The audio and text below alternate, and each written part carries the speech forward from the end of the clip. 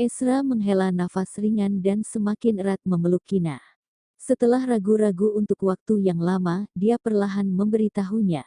Jadi, kamu tidak menghubungiku karena kamu sedang dalam misi? Kina berkedip dan terisak. Ya, jawabnya serius. Apa ada yang terluka? Coba aku periksa, kata Kina, membuka selimut untuk memeriksa seluruh tubuhnya. Kina ingat terakhir kali dia secara pribadi memimpin tim untuk melakukan tugas itu, dan dia terluka parah. Jangan khawatir, aku tidak terluka. Jawabnya jujur. Waktu itu ketika dia tahu bahwa Ezra terkena luka tembak, dia menangis sangat lama, demi membuatnya tidak menangis lagi. Ezra berusaha untuk tidak terluka lagi. Kina menghela nafas lega ketika tidak ada luka di tubuh bagian atasnya. Dia secara tidak sengaja melihat sekilas bagian tersebut yang setengah terjaga. Dia sangat kaget sehingga dengan cepat menarik pandangannya, dan buru-buru meletakkan selimut untuk menutupi tubuh Ezra. Dipikir-pikir benar juga, jika dia terluka, bagaimana dia bisa memiliki energi untuk melakukan itu seharian. Setelah beberapa saat, dia berkata dengan cemberut, Ryuko memberimu dokumen penting seperti itu, tidakkah kamu berhutang budi padanya? Begitu Ezra berutang budi pada Ryuko, dia akan mudah dikendalikan. Ryuko memberiku dokumen itu, dan aku memberinya uang, jadi aku tidak berhutang apapun padanya. Setelah Ezra menjelaskan, dia menundukkan kepalanya dan mencium air mata yang tersisa di pipi Kina. Tapi ketika kau pergi untuk melakukan tugas itu, setidaknya beritahu aku terlebih dahulu, aku sampai mengira terjadi sesuatu tidak baik kepadamu kemarin. Kina meninju dada Ezra, masih tidak puas, dia bahkan bertanya-tanya apakah Ezra terluka? Karena Ezra takut dia khawatir, dan bersembunyi untuk menerima perawatan. Aku tidak ingin kamu khawatir, Ezra berkata dengan ringan. Sebenarnya Ezra tidak ingin Kina tahu terlalu banyak tentang tentara. Meskipun dia adalah otoritas tertinggi di pasukan khusus Wolves yang berjumlah ribuan orang, namun beberapa tahun ini dia secara pribadi telah memerintahkan dan membantu polisi untuk memusnahkan banyak bandar narkoba. Menangkap dan menembak banyak bandar narkoba yang berhasil melarikan diri itu sangat membencinya. Semakin banyak yang Kina tahu, semakin dia dalam bahaya. Bahkan jika Ezra telah mengirim seseorang untuk melindunginya secara diam-diam, dia masih tidak ingin membiarkannya sedikit pun dalam bahaya. Tidak ingin aku khawatir, aku tidak bisa menghubungi kamu untuk beberapa waktu, itu membuatku hampir gila. Kina menggigit dadanya dengan marah, dan berkata lagi, kelak jika aku ada masalah aku juga tidak akan memberitahumu, lihat saja kau khawatir apa tidak. Ezra mengerutkan alisnya, meletakkan telapak tangannya yang besar di dahinya, mendorong wajahnya menjauh, matanya gelap dan dingin. Omong-omong, apakah pria kemarin malam itu menyukaimu?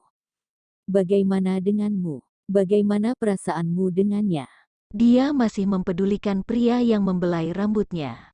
Dia tidak menyukaiku, dan aku juga tidak menyukainya. Kina menjawab dengan singkat dan terus terang. Kau tidak menyukainya, tapi kau membiarkan dia menyentuhmu. Kau tidak menghindarinya, malah tersenyum padanya. Wajah Ezra berangsur-angsur menjadi suram, dan saat berbicara, samar-samar dapat terdengar suara gertakan giginya. Dia tidak akan melakukan apapun padanya, dia hanya ingin membunuh pria itu. Di sisi lain, Tama yang sedang makan malam bersin dengan keras, rasa dingin melintas di punggungnya, dan kemudian dia menggosok ujung hidungnya yang gatal dengan sedikit kebingungan. Pilek, Albert, yang duduk di seberangnya, bertanya sambil tersenyum menyeringai. Tidak, Tama menjawab dengan lembut, dan terus memakan makan malamnya. Kina mendengus, mengangkat dagunya sedikit dan menatapnya dengan bangga. Kemarin aku tidak dapat menghubungi kamu, suasana hati menjadi buruk, jadi aku pergi ke tempat syuting untuk bertemu dengan Albert. Setelah makan malam, Kak Tama mengantarku pulang. Dia melihatku dalam suasana hati yang buruk, dan dia hanya ingin membuatku bahagia. Istrinya memanggil pria itu begitu intim, memanggilnya Kak Tama. Pria itu masih membuatnya bahagia. Wajah Ezra pada awalnya suram, dan saat ini tidak hanya suram, tetapi juga sedikit terdistorsi. Tetapi, dia menekan rasa asam di hatinya dan berkata, "Aku akan berusaha untuk tidak membuatmu marah lagi. Bahkan jika kau tidak bahagia, itu adalah hak eksklusif aku untuk membuatmu bahagia. Kau tidak boleh tertawa di depan pria lain atau membiarkan pria lain menyentuhmu, jangan biarkan pria lain mengantarmu pulang, jangan." Di mata tuan muda, semua pria yang dekat dengan istri kecilnya adalah saingannya dalam cinta. Berhenti, Kina memotongnya, "Ini tidak boleh, itu tidak boleh, terlalu diktator dan sangat keterlaluan." Dia berkata, "Aku hanya menyukaimu, aku tidak menyukainya. Aku hanya memperlakukan Kak Tama sebagai kakak laki-laki." Kina hanya dekat dengan dua temannya, yaitu Albert dan Tama. Mendengar bahwa Kina hanya menyukai dia seorang, Ezra masih belum terlalu puas, jadi dia berkata dengan tegas, "Jangan panggil dia Kak Tama, kamu harus memanggilnya Tuan Tama." Kina terdiam beberapa saat, setelah beberapa saat. Tidak ingin membuang waktu untuk masalah seperti ini, Kina berkata dengan menyedihkan, "Aku sangat lapar, aku hampir mati kelaparan." Hari ini, dia tidak makan apa-apa, dan sudah disiksa pria ini seharian. Benar-benar tidak berhati nurani dan gila. "Mandi, ayo makan di luar." Rasa bersalah melintas di hati Ezra, menggendong Kina dari tempat tidur dan berjalan ke kamar mandi. Setelah mandi dan berganti pakaian, Kina masih merasa kakinya lemas dan tidak mau berjalan. "Suamiku, gendong aku." Setelah mendengar ini, Ezra berjalan ke arahnya dan berjongkok.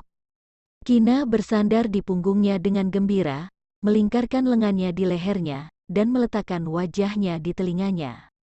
Dia baru saja selesai mandi, dan aroma samar shower gel di tubuhnya bercampur dengan suhu tubuhnya. Terasa sangat nyaman untuk dicium. Rambut hitamnya menyapu wajahnya, membuatnya merasa gatal, dan membuat Kina ingin tertawa.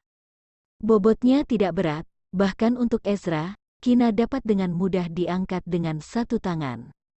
Dia sangat serius menggendongnya, dan sangat berhati-hati di setiap langkahnya, seolah-olah dia membawa seluruh dunia di punggungnya. Tubuhnya sangat lembut dan hangat di punggungnya.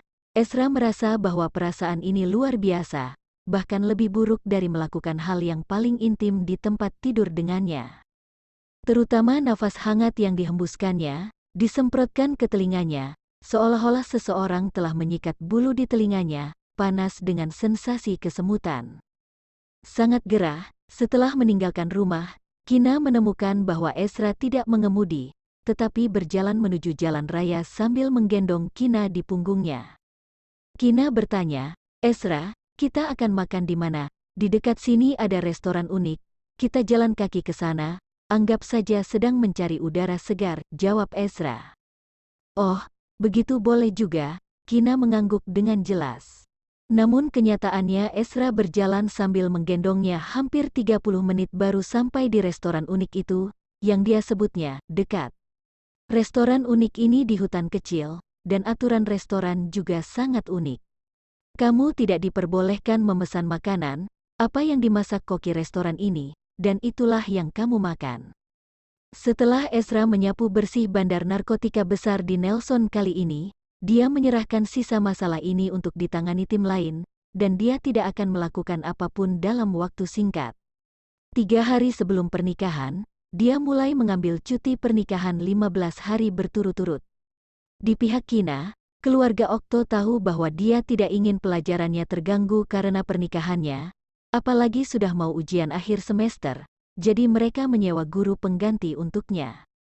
Untuk membuat menantu perempuannya tampil cantik di pesta pernikahannya, Nyonya Kalenia secara khusus menyewa tim ahli kecantikan, dan selama beberapa hari bertugas untuk memberi Kina pijatan seluruh tubuh, perawatan kecantikan, agar kulitnya tampak putih berkilau dan cantik mempesona.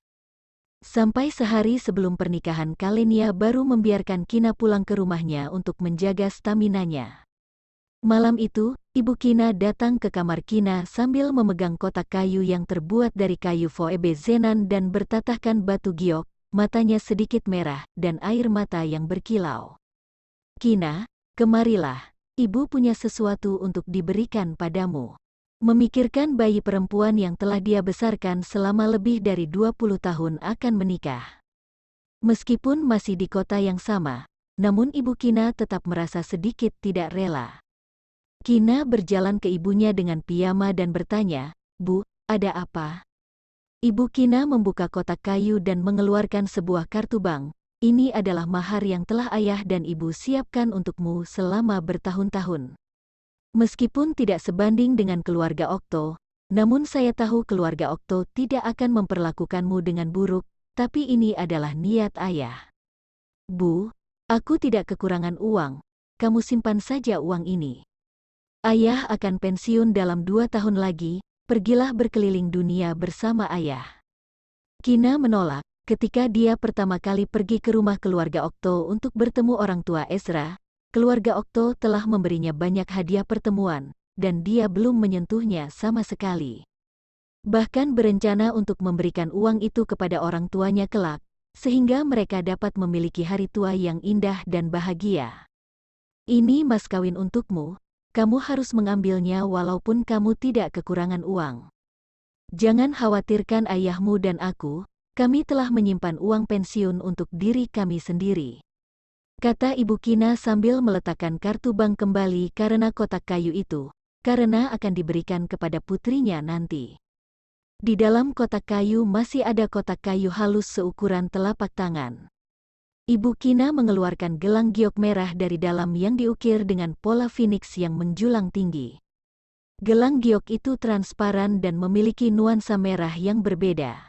Di bawah cahaya, bagian terdalam dari gelang giok tampak memiliki cairan cair merah menyala yang mengalir, yang terlihat sangat misterius dan indah. Gelang giok ini adalah gelang turun-menurun dari leluhur keluarga. Awalnya diturunkan ke menantu perempuan tertua. Pada generasi ibu, nenekmu hanya melahirkan ibu seorang, jadi dia memberikan gelang giok ini kepadaku. Sekarang ibu memberikannya kepadamu. Kamu harus simpan baik-baik. Ibu berharap gelang ini dapat terus diturunkan ke keturunan selanjutnya. Lalu jika kelak kamu merindukan ayah dan ibu, kembalilah untuk melihat kami, kamu tahu. Ibu Kina berkata dengan mata merah, sambil memakaikan gelang giok ke pergelangan tangan Kina. Kina melihat ibu menangis, tanpa sadar dia pun ikut menangis. Dia memeluk ibunya yang tiba-tiba tersedak dan berkata, "Bai, aku tidak akan menikah. Aku nanti akan menyuruh Ezra untuk membatalkan pernikahan, dan aku akan menemanimu dan ayah selama sisa hidupku." Anak nakal, jika kamu berani mengatakan tidak mau menikah lagi, percaya atau tidak, aku mematahkan kakimu. Ibu Kina menepuk dahi Kina. Mendengar Kina berkata seperti itu, kesedihannya pun berangsur hilang. "Kamu ya, jangan berpikir Ezra mencintaimu, jadi kamu bisa seenaknya. Ada pepatah yang mengatakan bahwa putri yang sudah menikah bagaikan air yang telah dibuang. Jangan kembali lagi ketika kamu sudah menikah, agar aku terhindar dari serangan jantung karena kesal denganmu. Selain itu, bukan hal yang mudah untuk membesarkan kamu sebesar ini lalu menikahimu, dan sekarang akhirnya ayahmu dan aku bisa hidup di dunia kami berdua." Hati Kina pecah bagaikan kaca dalam sekejap. Dia belum menikah, ibunya sudah mulai mengabaikannya. Ini menjengkelkan, tapi dia tahu apa yang ibunya bicarakan adalah kebalikannya. Dia semakin erat memegang tangan ibunya, tersenyum dengan air mata dan berkata, "Bu, aku akan selalu mencintaimu dan ayah. Terima kasih telah membesarkan aku selama bertahun-tahun. Kelak aku akan mengunjungimu ketika tidak sibuk, jangan berbicara hal-hal yang membuatku geli." Ibu Kina mendorong Kina menjauh dan menyerahkan kotak kayu itu ke tangan putrinya. "Masih ada beberapa perhiasan warisan dari keluarga. Kamu lihatlah pelan-pelan sendiri, setelah itu tidurlah, besok adalah pernikahanmu." Setelah Ibu Kina selesai berbicara, dia berbalik dan meninggalkan kamar. Ayah Kina berdiri di koridor, melihat istrinya keluar dari kamar putrinya, dia berjalan menghampiri istrinya. "Suamiku, aku tidak dapat merelakan Kina kita. Kemarin dia yang masih bayi dalam sekejap mata sudah tumbuh dewasa, dan sekarang sudah mau menikah." Ibu Kina membenamkan wajahnya di dada suaminya dan menangis, dan berkata, Tapi dia bisa bertemu pria yang begitu baik seperti Ezra, saya sangat senang, tetapi juga sangat tidak rela. Waktu seperti anak panah, yang datang begitu cepat tanpa membiarkan kita untuk bersiap. Dia masih belum sepenuhnya siap untuk menikahkan putrinya, namun putrinya sudah akan menikah. Rasanya waktu berlalu sangat cepat, dan besok adalah hari pernikahan putrinya. Apa yang membuatnya bersyukur adalah pria itu Ezra sangat mencintai putrinya. Ayah Kina menarik napas dalam-dalam, menepuk punggung istrinya dengan lembut, dan berkata, "Jika kelak kamu merindukannya, telepon dia, dan suruh dia pulang." Ezra sibuk bekerja dan tidak bisa pulang setiap hari. Kamu juga dapat mengunjunginya atau menginap di sana selama beberapa hari. Bahkan jika dapat sering melihatnya, tetap saja tidak tinggal di rumah, tetap saja tidak rela. Ibu Kina menangis dengan suara rendah, dan berkata dengan sedih, "Saya merasa anak yang selama ini saya sangat sayangi telah dicuri dan hatiku terasa sangat hampa. Bagaimana kalau kita punya anak lagi?" Ayah Kina yang tiba-tiba memberi saran. Ibu Kina tercengang, wajahnya memerah, lalu melepaskan diri dari pelukan suaminya, berpura-pura marah dan berkata, "Sudah setua ini, mau punya anak apa lagi? Gibran, kamu semakin tua semakin tidak beres. Kamu malam ini tidur di ruang kerja." Setelah berbicara, dia berjalan cepat menuju kamar. Ayah Kina mengikuti istrinya dan buru-buru menjelaskan sambil tersenyum, "Istriku, aku hanya asal bicara saja, hamil di usiamu sekarang sangat berisiko tinggi. Bahkan jika kamu ingin anak lagi, aku tidak akan mengizinkannya. Saya tidak akan membiarkan ada sedikit saja risiko kehilanganmu." Waktu itu setelah istrinya hampir mengalami kesulitan melahirkan anak perempuannya, dia diam-diam pergi ke rumah sakit untuk melakukan ligasi, dan tidak berencana untuk memiliki anak lagi. Melihat istrinya membuka pintu dan hendak memasuki kamar, Ayah Kina buru-buru berkata, "Istriku, kamu dapat membiarkan saya berlutut selama 1 jam, tetapi saya menolak untuk tidur di ruang kerja." "Masuk," kata Ibu Kina yang sedang menahan tawa, "di kehidupan ini hanya pria inilah yang membuatnya tidak berdaya." Seolah takut istrinya akan berubah pikiran, Ayah Kina dengan gesit masuk ke dalam kamar dan langsung mengunci pintu. Bagi Ayah Kina pernikahan putrinya tidak begitu membuatnya merasa tidak rela, karena baginya istrinya yang nomor 1. Kata orang putri adalah kekasih kecil ayah di kehidupan sebelumnya. Namun bagi Ayah Kina putrinya adalah saingannya dalam cinta, dan dia cemburu ketika putrinya mengambil perhatian istrinya terlalu banyak. Sekarang putrinya akan segera menikah, dan dia bisa tinggal berdua bersama istrinya, tanpa ada pengganggu di rumah. Mereka dapat bermesraan sesuka hati. Memikirkan ini saja sudah membuatnya merasa bersemangat dan menantikannya.